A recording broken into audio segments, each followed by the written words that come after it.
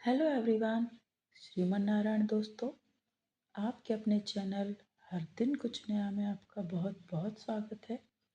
तो आज की वीडियो में आपको पौष मास कथा अध्याय 17 सुनाई जाएगी एवं वीडियो के अंत में श्री कृष्ण भगवान के कुछ मंत्र हैं जो बताए जाएंगे, जिनका जप करने से इंसान की कोई भी इच्छा हो वो अधूरी नहीं रहती, सभी इच्छाएं पूर्ण हो जाती हैं। एवं आपके जीवन में किसी भी तरह का क्लेश चल रहा हो तो वो क्लेश भी समाप्त हो जाएगा। तो चलिए वीडियो को शुरू करते हैं। और वीडियो को शुरू करने से पहले यदि आपने अभी तक माँ लक्ष्मी जी के चरणों में अपनी हाजिरी नहीं लगाई है तो हाजिरी लगाने के लिए चैनल को सब्सक्राइब अवश्य करें, साथ ही बेल आइकन को प्रेस करें।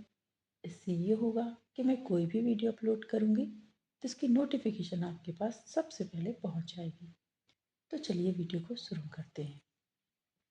पौष मास कथा अध्याय 17। नारद जी बोले, हे कृपा के सिंधु, उसके बाद जागृत अवस्था को प्राप्त उस राजा द्रंधनवा का क्या हुआ, सो मुझसे कहिए, जिसकी सुनने से पापों का नाश हो जाता है।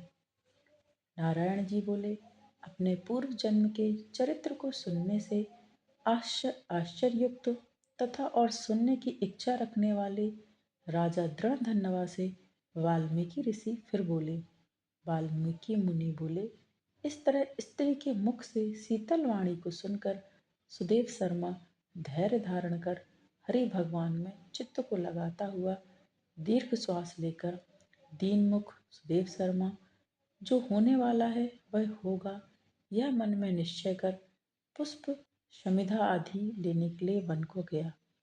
इस प्रकार उस सुदेव शर्मा का कितना ही समय बीत गया।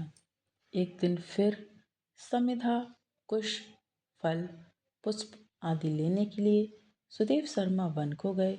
वहां जाकर सुदेव शर्मा मन से हरि भगवान के चरण कमलों का ध्यान करने लगे। उसी दिन उसका लड़का सुखदेव अपने मित्रों के साथ बावली को गया। बावली में प्रवेश कर समवयस्क मित्रों के साथ जल यंत्रों से जल फेंकता हुआ और बार बार हंसता हुआ खेलने लगा। गर्मी के ऋतु में बार बार जल में खेलता हुआ हर्ष को प्राप्त हुआ। इस तरह प्रेम में मग्न सब बालकों से खेल करते हुए अथाह जल में खड़ा हुआ वह सुखदेव बालक मित्र बालकों से पीड़ित होकर मित्र वर्ग के भय से भागने की इच्छा करता हुआ और भाग्य से प्रेरित हो अपने श्वास को रोक कर अपने मित्रों को छलने की इच्छा से वहां अथाह जल में गोता लगाया, किंतु उस जल में व्याकुल होकर उससे बाहर निकलने की इच्छा करता सहसा उस अथाह जल में वह बालक मृत्यु को प्राप्त हो गया। जल से निकलते हुए बालक को न देखकर वे सब मित्र बालक चकित होकर हाहाकार करते हुए बहुत जोर से दौड़े और अत्यंत शोक से ग्रस्त वे बालक उसकी माता गौतमी से जाकर बोले। उन बालकों के अत्यंत वज्रपात के समान वचन को सुनकर पुत्र में प्रेम करने वाली वह गौतमी तुरंत पृथ्वी पर गिर गई। उसी समय वन से सुदेव शर्मा आए। पुत्र का मरण सुनकर कटे वृक्ष के समान पृथ्वी पर गिर गए। बाद में दोनों ब्राह्मण स्त्री पुरुष उठकर बावली को गए। वहां जाकर मृत पुत्र का आलिंगन कर उसके शरीर को गोद में लेकर सुदेव शर्मा बारंबार पुत्र का मुख चूमने लगे। अपने गोद में स्थित मृत पुत्र को बार बार देखते हुए रोते विलाप करते गदगद अक्षर से बोले। सुदेव शर्मा बोले, हे पुत्र, मेरे शोक का नाश करने वाले शीतल सुंदर और शुभ वचन को बोलो। हे वत्स, मेरे मन को प्रसन्न करो। वृद्ध माता पिता को छोड़कर तुम जाने के योग्य नहीं हो। हे वत्स, वेद अध्ययन के लिए तुम्हारा श्रेष्ठ मित्र बुला रहा है और बड़े हर्ष से पढ़ाने के लिए उपाध्याय तुमको बुला रहे हैं। हे पुत्र, शीघ्र उठो, इस समय क्यों सो रहे हो? तुमको छोड़कर घर नहीं जाऊंगा। घर में मेरा क्या काम है? तुम्हारे बिना इस समय मेरा घर शून्य जंगल के समान हो गया है। तुमको फल मूल प्रिय हो तो मेरे सामने से उठो। यदि नहीं उठोगे तो वन को भी नहीं जाऊंगा। वन में क्या काम है? मैंने कोई निंदित काम नहीं किया है और ब्रह्म हत्या भी नहीं की। फिर किस कर्म के लिए मेरा पुत्र मर गया? अहो ब्रह्मा, तुमने ऐसा करके कौन सा बड़ा फल प्राप्त किया? हे निर्दय वृद्ध, दीन मेरे नेत्र को लेकर निर्धन का धन और दोनों स्त्री पुरुषों का सहारा इस पुत्र को हरण करते तुमको लज्जा नहीं आई? सर्वत्र तुम दयालु हो, परंतु मेरे विषय में निर्दय हो गए। ऐसा क्यों किया? मेरे भाग्य से यह उल्टा कैसे हुआ है? स्वभाव से सुंदर पुत्र की खोज इस समय मैं कहाँ करूं? हे पुत्र, तुम्हारे मुख और सुंदर नेत्र को कहाँ देखूंगा? मेघ जल को बरसाता है, पृथ्वी धान्य को पैदा करती है, पर्वत रत्नों को और समुद्र मुक्तासार मणि को देते हैं, परंतु उस देश को नहीं देखता हूँ जहाँ मरा हुआ पुत्र मिलता है, जिसके शरीर का आलिंगन कर हृदय के ताप को छोड़ता है। हे वत्स, तुम एक बार शीघ्र वचन सुनाओ और दया करो। तुम्हारी माता लज्जा छोड़कर चील के समान अत्यंत विलाप कर रही हैं। हे पुत्र, उसको देखकर तुमको दया पैदा क्यों नहीं होती? माता पिता की आज्ञा बिना तुम कभी भी नहीं गए। हे पुत्र, हम दोनों से पूछे बिना दूरी के मार्ग पर क्यों हो गए हो? इस समय किसके वेद अध्ययन की उत्तम वाणी को सुनूंगा? हे वत्स, आज तुम्हारे और तुम्हारे मनोहर मधुर वचन के स्मरण से मेरा हृदय सौ सौ टुकड़ा नहीं हो रहा है, क्योंकि मेरा हृदय लोहे के समान है। हे कौशलेंद्र, राजा दशरथ, तुमको हम धन्य मानते हैं, क्योंकि रामचंद्र के वन जाने पर पुत्र के ताप से दग्ध वे प्राणों को नहीं रख सके, परंतु पुत्र के मर जाने पर भी जीवित रहने वाले मुझको धिक्कार है।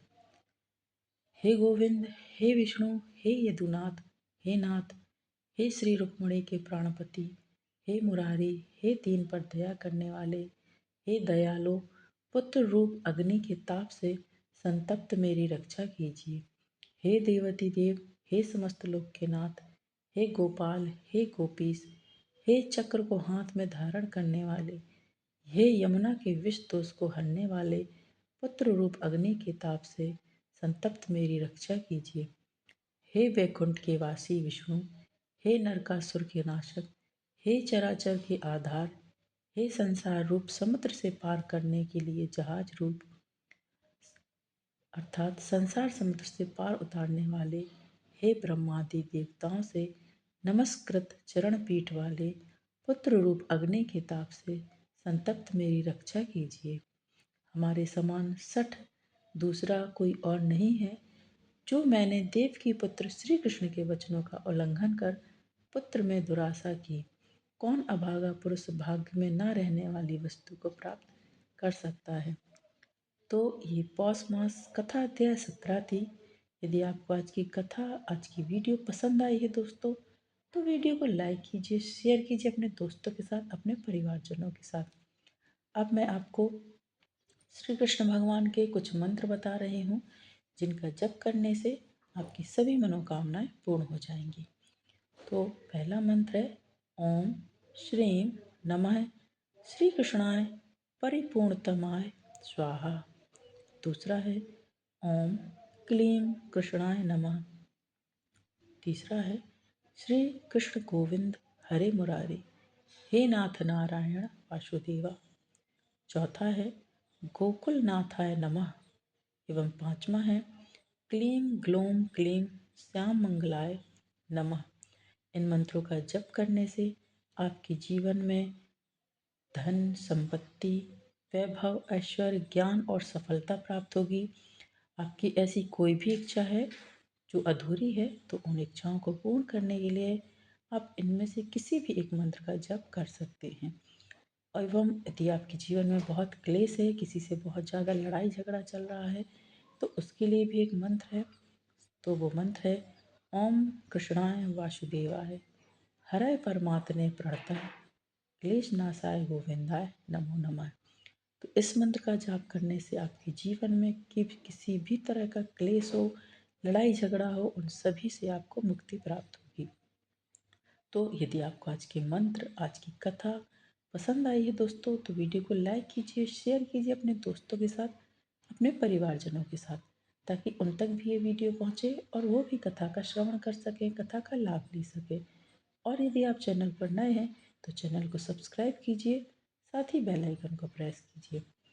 अगला वीडियो पौष मास कथा अध्याय 18 का होगा। एवं आगामी व्रतों एवं त्योहारों के लिए चैनल पर बने रहें। मिलते हैं नेक्स्ट वीडियो में दोस्तों। हर हर महादेव।